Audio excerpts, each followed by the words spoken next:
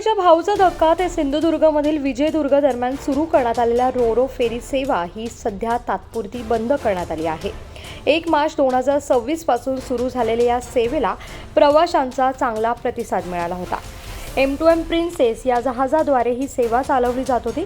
या फेरीमुळे मुंबई ते कोकण प्रवास फक्त 6 ते 7 तासात पूर्ण होत होता। एका फेरीत 650 प्रवासी आणि 3 वाहने नेण्याची क्षमता या ठिकाणी होती। मात्र 6व्या फेरी दरम्यान मोठा तांत्रिक बिघाड झाला।